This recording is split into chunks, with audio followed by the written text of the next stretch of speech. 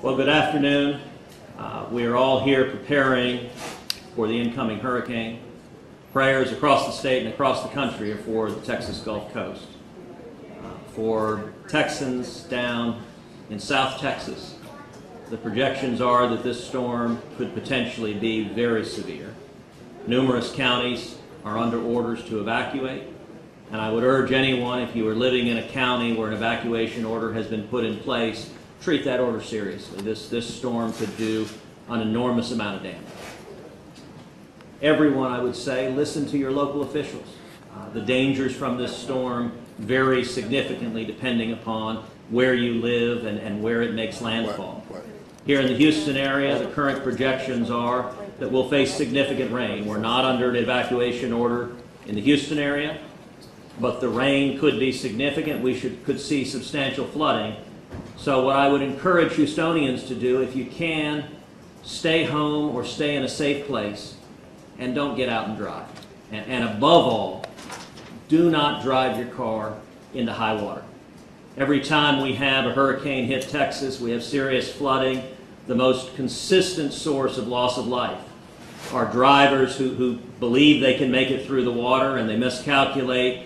And swift-moving water can be powerful, can take your car away, and you and your family could be endangering your lives. Don't gamble with that. Don't drive into water.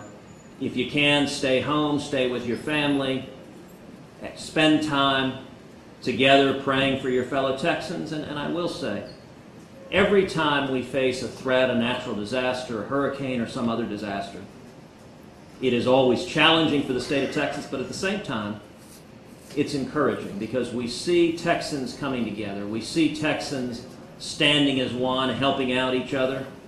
Earlier today, I spoke with Governor Abbott. I also spoke with President Trump.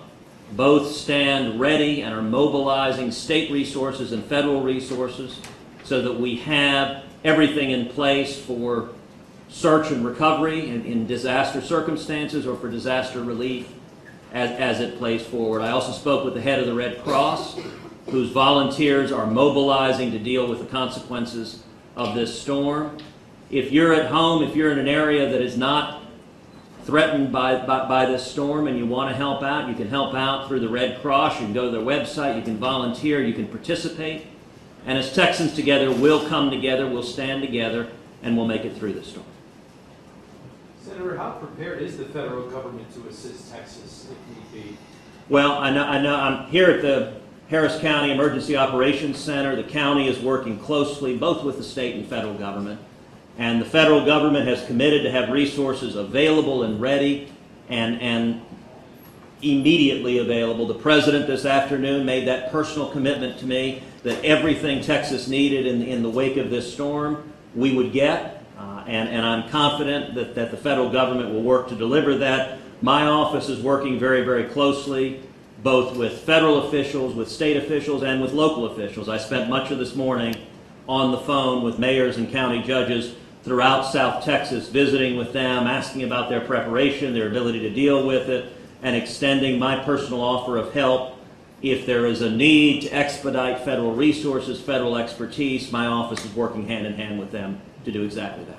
The governor said earlier he urged Houstonians to evacuate if it were him, and it did not sit well with local officials who had told people to stay put.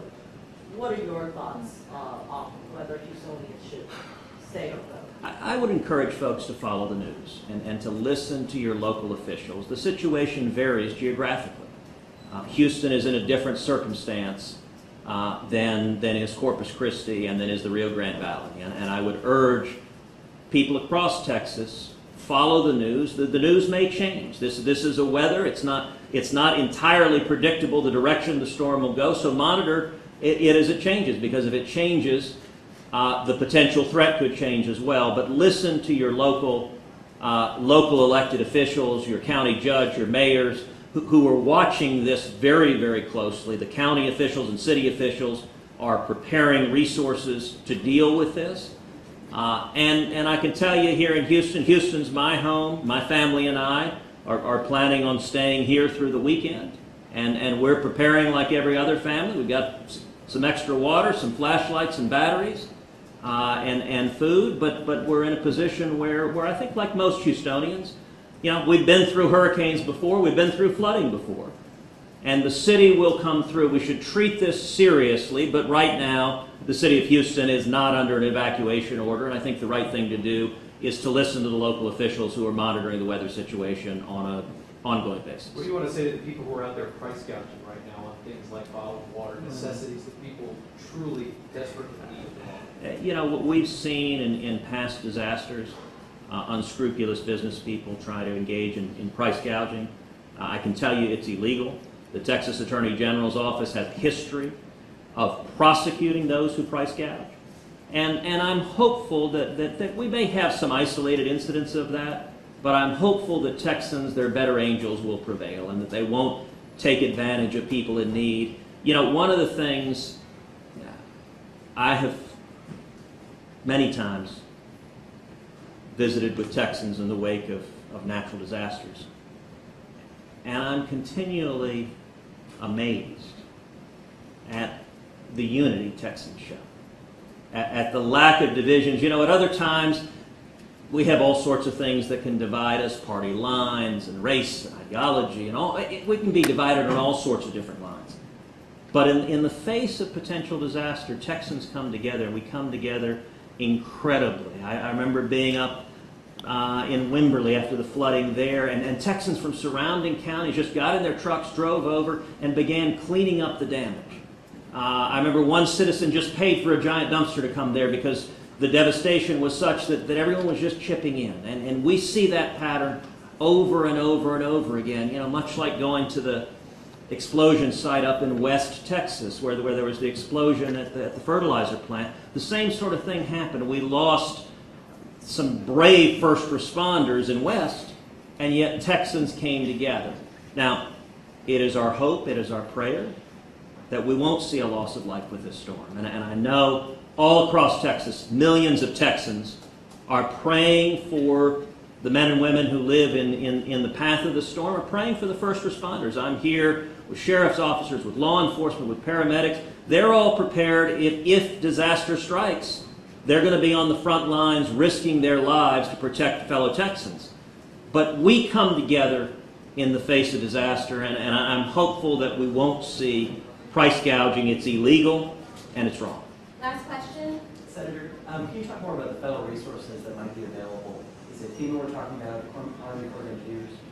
It is across the gamut. The governor has already put in an emergency declaration. It's the first stage of declaring an emergency before the storm comes in. When the storm hits, as we see damage unfold, the expectation is that we will see subsequent emergency declarations. As I said, I spoke with the president earlier today, and he personally committed that the federal government would act and act swiftly, pursuant to law, when the governor issues that declaration of emergency. And so you've got a host of federal resources. Just a few minutes ago, I was visiting with members of the Coast Guard who are focusing on the Port of Houston and the issues there. We've got an entire range of federal resources. We have the State National Guard, we have state resources, county resources, local resources, and all are working together. And let me take a minute just to give real credit to Harris County and the job here at this Emergency Operations Center. We have a nerve center where federal and state and county and local can all work together and talk together side by side. You know, one of the challenges with emergencies is just a lack of information, a lack of communication. This center helps overcome that by bringing all the relevant resources together so that we can coordinate and work together. That's a real asset we have in Harris County, and it is a testament to the very strong elected leaders we have here in the county. Thank you. God bless.